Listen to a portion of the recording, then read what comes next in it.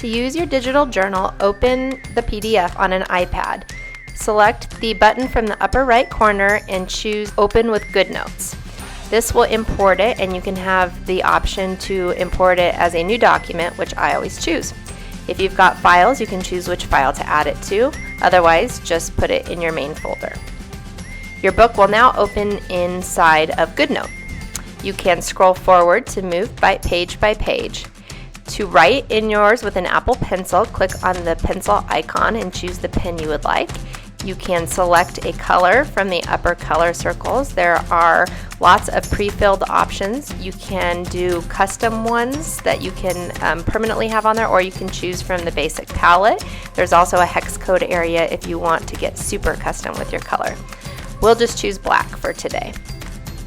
There are different widths you can also choose, and you can adjust what the basic width is for your pen if you've never done that before. I usually like writing with the thinnest width. So you just write with your Apple Pencil like you would on a piece of paper. And the first page here is a reading log for the year, what day, the title, the author, and the number of pages in the book. So if I were to be starting with this like I am in January, I would put number 1 because it's my first book of the year. And then I would fill in all the information. And this one will stay at the beginning of your log, and you can fill it out all year. If you prefer things to be typed, you can choose the type icon from the upper toolbar, and you can choose different fonts and sizes, and you can type using either your pencil or the keyboard at the bottom of your iPad. You can adjust the size using sliders, you can choose different fonts, and then you can resize by just touching and moving things around on the screen. If you need to move something that you've written, you just click the lasso tool at the top, circle it, and then you can move the text item around and center it where you want it on the page. I usually prefer typing things on a keyboard instead of writing them with my pencil. I think it's the easiest way to do it. To resize a bar of text, simply drag the blue circle at the end of the text box to the right to make your text box wider to accommodate more text.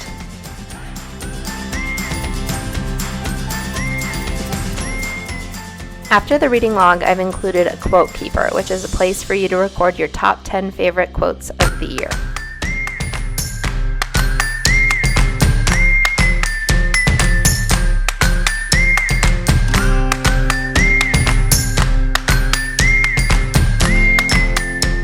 If you make a mistake and need to erase something, simply tap the eraser at the top of the toolbar and go over the text to make it disappear.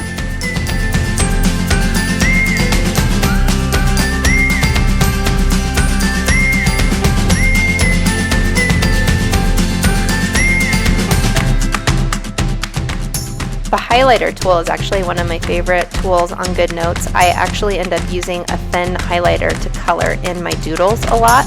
This is also great for highlighting important things in your notes. One tip is to keep holding down the Apple Pencil the whole time you're coloring so that you don't see overlap in the lines.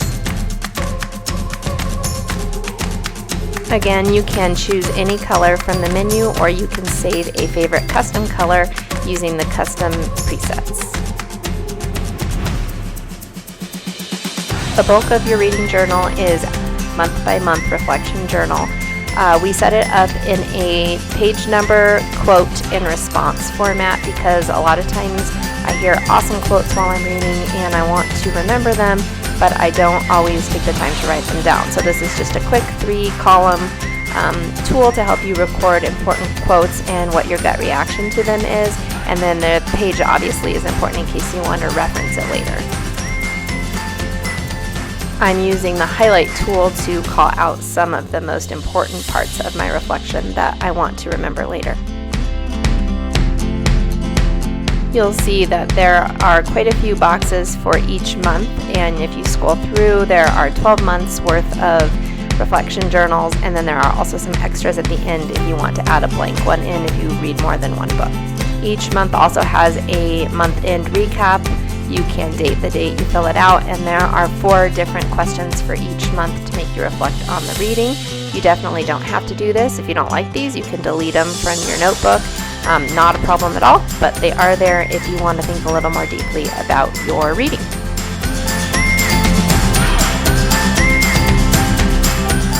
The last section is a note section, which is basically just a bunch of bullet journal paper. I included the lined journal paper because it can be used for lots of things. You can doodle on it, you can write quotes kind of in a visual way, and it also is a really good way to contain your writing. It's my favorite way to write, so that's why I chose that one. So you've got about 10 pages of notes that you can use to doodle while you're listening or while you're reading, and keep track of your thoughts as you read.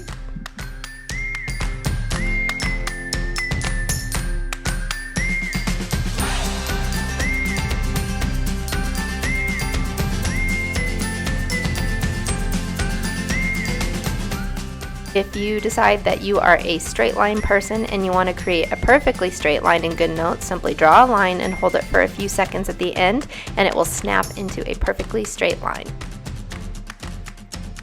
Last but not least, the final section is an end-of-year recap. Find this journal and other digital resources on my Etsy shop.